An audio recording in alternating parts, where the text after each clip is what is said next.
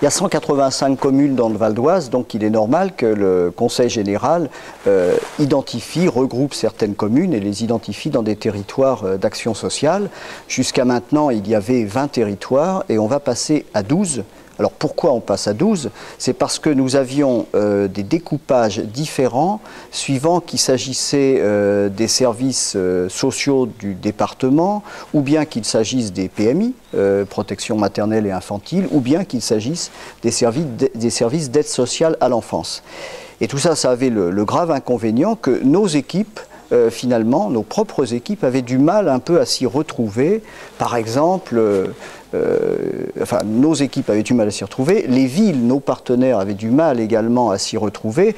Par exemple, une assistante sociale dans un service social de mairie pouvait, lorsqu'elle rencontrait une famille qui avait des problèmes sociaux, avoir un interlocuteur situé dans une autre ville pour le problème de la PMI, un deuxième interlocuteur situé dans une deuxième ville différente de la première pour un problème d'aide sociale à l'enfance, et puis enfin pour un problème purement social, de logement par exemple, un troisième interlocuteur situé dans une troisième ville. Donc on a essayé de rapprocher les équipes pour être plus efficace, pour être plus rapide et pour éviter effectivement que on connaisse des drames comme malheureusement il en existe quelquefois où on dit les services ne se parlaient pas entre eux.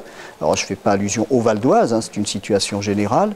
Les services ne se parlaient pas entre eux et si on avait raccordé les différentes informations, on aurait pu résoudre le problème beaucoup plus facilement. Donc c'est une réforme bien sûr qui a suscité beaucoup de questions. Le fait de dire on diminue le nombre de territoires, ça n'éloigne pas nos services des habitants, puisque les antennes locales, il y en a une centaine, persistent. On ne supprime pas de PMI, on ne supprime pas d'antennes de services sociaux départemental, donc la question de proximité reste convenablement traitée. On ne supprime pas de postes, on en crée même un. Donc autant dire qu'on va rester à effectif constant.